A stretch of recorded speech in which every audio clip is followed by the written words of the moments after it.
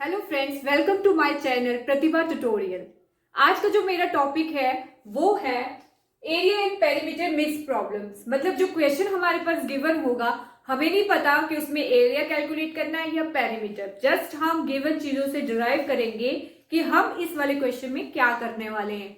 देखो, क्वेश्चन देखने में कितना मुश्किल लग रहा है कि कितना मुश्किल क्वेश्चन है, पर अगर आपको पता चल जाएगा कि कौन सा फॉर्मूला किस तरीके से अप्लाई करना है तो ये वाला क्वेश्चन आपके लिए बहुत ही सिंपल होगा। ये वाला क्वेश्चन मैंने लिया है 7th की एनसीईआरटी बुक से, तो प्लीज इसी ऐसे ही क्वेश्चन को आप दूसरे क्वेश्चन से रिलेट कीजिए। आपको नए नए क्वेश्चन मिलेंगे, आप उनको आसानी से सॉल्व कर लेंगे। तो चलिए शुरू करते हैं अपनी वीडियो। डरना मत, क्वेश्चन को देखते कि बहुत बड़ा है, पर इसका आंसर बड़ा ही सिंपल है। चलिए देखिए, A wire is in the shape of a rectangle.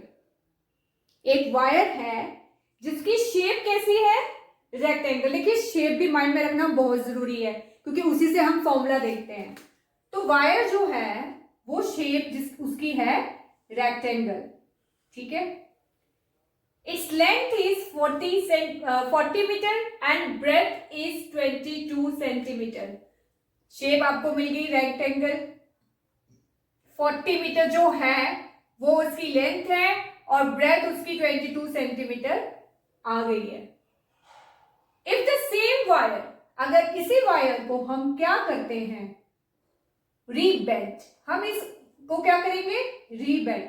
मतलब अब तार को, अगर तार आप देखोगे वो पतली सी होती है, उससे पहले उन्होंने कौन सी शेप बनाई हुई थी, स्क्वायर शेप बनाई थी। अब हम उसको रीमोल्ड करेंगे, मतलब उसको सीधा करके अब हम उससे क्या बनाएंगे, if the same wire is rebent in the shape of a square, मतलब सेम वायर से जिसकी पहली शेप रेक्टेंगल थी, अब हमने उससे क्या बनाना है, अब हमने उससे क्या बनाना है, स्क्वायर बनाना है। What will be the measure of each side. अब इस स्क्वायर की हमने ईच साइड को कैलकुलेट, यानी एक भी साइड आप कैलकुलेट करोगे आपको सारी साइड्स मिल जाएंगी। Also find which shape encloses more area, और आपने ये भी बताना है कि इनमें से किसने सबसे ज्यादा एरिया एनक्लोज किया है। मुश्किल है, इजी है, बस आपने क्वेश्चन को ध्यान से पढ़ना है, आपने समझना है कि इसमें हमने क्या क्या करना है, ठीक है। अब आप देखिए, जो इसमें फॉर्मूले अप्लाई होने वाले हैं, जब आप वायर की बात करते हो तो आप ये ध्यान रखो कि जब आप वायर को देखोगे वो होलो स्ट्रक्चर है, क्योंकि वायर सिर्फ बाहर बाहर जाएगी, वो सिर्फ बाहर बाहर जाएगी, वो इनर कोई भी सरफेस अभी तक इंक्लोज नहीं करेगी। आप माइंड में अब उस वायर का शेप बनाओ, वो सिर्फ आउटर में जाएगी, यानी कि आपके इस वाले क्वेश्चन में पेरीमीटर जरूर यूज होने वाला है। तो पेरीमीटर ऑफ ए, आप स्क्वायर ले लो, स्क्वायर की सारी साइड्स बराबर होती है, तो मैंने आपको बताया था 4 साइड। इसमें पेरीमीटर ऑफ ए रेक्टेंगल भी यूज होने वाला है। मैंने आपको बताया था कि लेंथ और ब्रेड, तो इसमें फॉर्मूला लग जाएगा 2l + b। ये दूसरा फॉर्मूला जो अप्लाई होने वाला है। तीसरा, आपको पता है कि आपने बताना है किसका एरिया ज्यादा इंक्लोज होगा, वो आपने खुद से बताना है। क्वेश्चन में जो पहली चीज आपको बताई है, वायर की जो शेप्स है वो पेरीमीटर है। अभी मैं आपको बताऊंगी किस तरीके से। Area of a square, side multiply by side, area of a rectangle is length multiply breadth. आपको पता है हम स्क्वायर में क्योंकि साइड कंसीडर करते हैं, तो साइड मल्टीप्लाई बाय साइड से उसका एरिया निकल जाएगा और लेंथ मल्टीप्लाई ब्रेड्थ से आपका रेक्टेंगल का एरिया कैलकुलेट हो जाएगा। ये वाले फॉर्मूले इस वाले क्वेश्चन में अप्लाई होने वाले। मैं आपको कह रही थी कि जो हम पेरीमीटर क्यों कंसिडर करने वाले, क्योंकि वायर की शेप तो इस तरीके से होगी ना, बीच में तो हॉलो होगा, खाली मतलब, और इसी को आपने सीधा करते हुए दूसरी शेप बनानी है, पर वायर तो सेम यूज हुई है, डिस्टेंस वायर ने सेम कंसिडर किया है, कवर किया है, इसलिए हम पेरीमीटर लेंगे।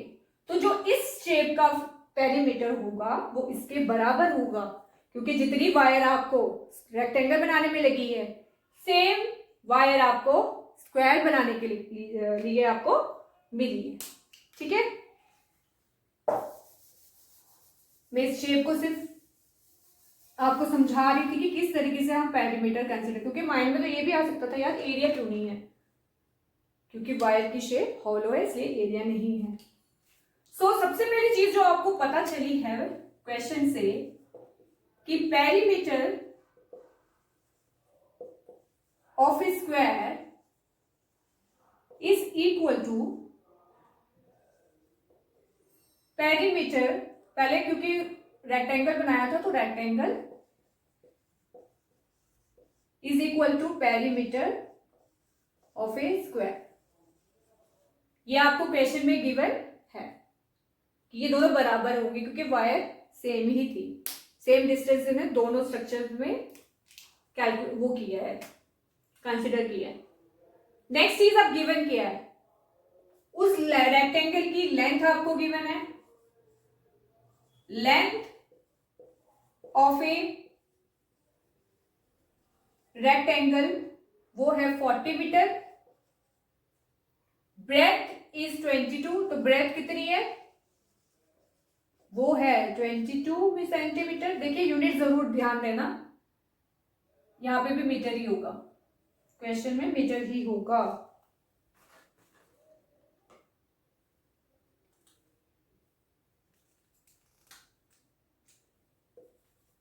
ठीक है, सेम ही यूनिट है। तो लेंथ गिवन है, ब्रेथ भी आपको गिवन है। हाँ, अगर अलग अलग होता तो हम कन्वर्जन करते, rectangle given, length given, breadth given, formula apply करेंगे। पेरीमीटर ऑफ ए रेक्टेंगल, आ जाइए formula number this one, 2l plus b। ठीक है, ये 2l कितना है आपको गिवन है 40, ब्रेथ आपको गिवन है 22, तो ये हो जाएगा वंस प्लेस पे वंस प्लेस वाला ऐड होगा, वो हो जाएगा 2 4 5 6, इसको मल्टीप्लाई करेंगे, 2 2 सा 4, 2 6 सा 12 मीटर स्क्वायर। ठीक है, अगर क्वेश्चन में सेंटीमीटर होगा फॉर एग्जाम्पल, तो फिर आपका सेंटीमीटर स्क्वायर आएगा। पहली चीज आपको क्लियर होगी। अब इससे आपको क्या मिल गया, इससे आपको मिल गया पेरीमीटर ऑफ ए रेक्टेंगल, क्योंकि हमने लिखा था कि perimeter of a rectangle perimeter of a square के बराबर है, यानी कि अगर पेरीमीटर ऑफ ए रेक्टेंगल 124 है तो perimeter of a square is also 124 metre square, वो भी सेम होगी। ठीक है, क्योंकि दोनों ने एक ही वायर से शेप्स बनाई हैं। क्लियर? तो नेक्स्ट हम क्या करेंगे, अब हमें क्या फाइंड आउट करना है, पहली चीज जो आपने फाइंड आउट करनी थी वो थी आपको पेरीमीटर ऑफ ए स्क्वायर मिल गया। अब हम कैलकुलेट करेंगे साइड। अब साइड का भी एक फॉर्मूला है जो मैंने अपनी पिछली वीडियो में भी आपको बताया था कि साइड कैलकुलेट करनी है तो पेरीमीटर बाय 4, है ना। पिछली वीडियो ध्यान से देखिएगा, वहां पे मैंने सारे फॉर्मूले बताए हुए हैं आपको। तो पेरीमीटर बाय 4, अगर लेंथ कैलकुलेट करनी होगी तो एरिया बाय ब्रेथ, और अगर आपने ब्रेथ कैलकुलेट करनी होगी तो एरिया बाय लेंथ।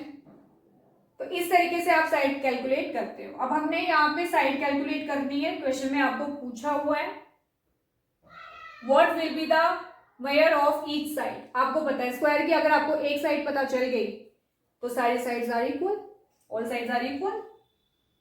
तो पेरीमीटर ऑफ स्क्वायर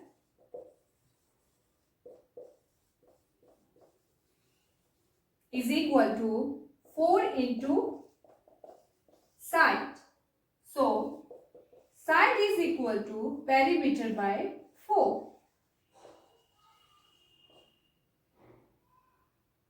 ठीक है, ये इस फॉर्मूले से भी डिराइव हो जाता है। पेरीमीटर हमने कैलकुलेट कर लिया है, वो 124 मीटर स्क्वायर है डिवाइडेड बाय 4। ठीक है, अब साइड कैलकुलेट करेंगे इसकी हम, इसको कैंसिल आउट करेंगे, रिड्यूस करेंगे लोएस्ट टर्म में। तो 4 1 जा 4, 4 3 जा 12, 4 1 जा 4, यानी कि आपका आंसर आया 31 सेंटीमीटर स्क्वायर। तो ये आपको सबसे पहले जो कैलकुलेट करना था साइड को, वो आपको मिल गई है। ठीक है, तो साइड आपको मिल गई। मैं इसको रब कर देती हूं।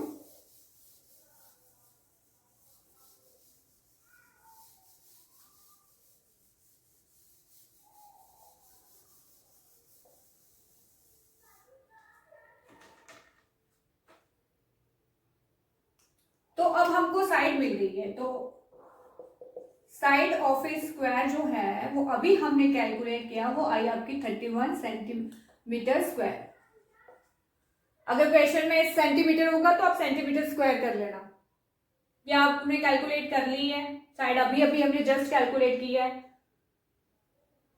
अब यहां तक तो क्वेश्चन हमारा हो गया कि ईच साइड जो होगी वो 31 मीटर स्क्वायर मीटर होगी।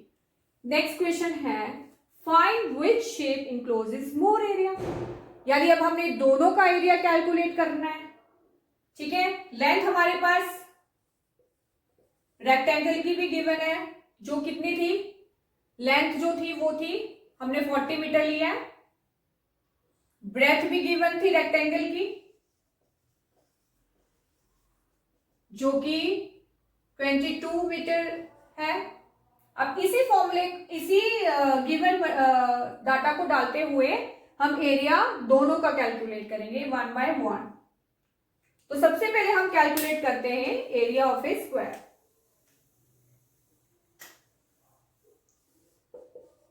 Area of a square is equal to side multiply by side.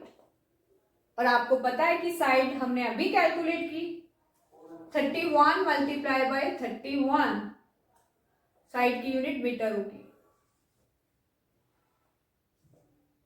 तो 1 आप इसको मल्टीप्लाई करोगे, यहीं पे मैं मल्टीप्लाई कर लेती हूँ। 1 1 जा 1, 1 3 जा 3, फिर एक वर्ड बेड लगेगा आपका, 3 1 जा 3, 3 3 जा 9, तो 1 6 9, यानी कि जो आपका आंसर आया वो आया 961 मीटर स्क्वायर। ठीक है, दूसरी हम कैलकुलेट करेंगे एरिया ऑफ ए रेक्टेंगल, जिसका फॉर्मूला है length multiply breadth. Length is given 40 metre, breadth is given 22 metre.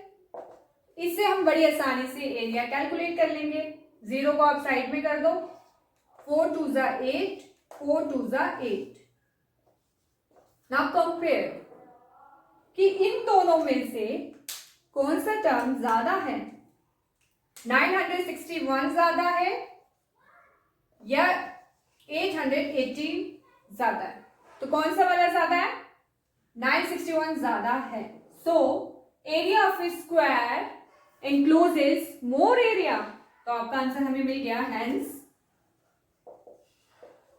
Area of a square, question से लिख लेंगे, area of a square shape encloses more area, ठीक है, या area of a square is more.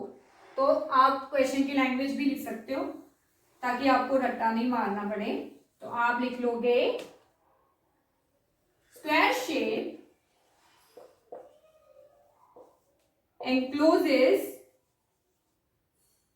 more area।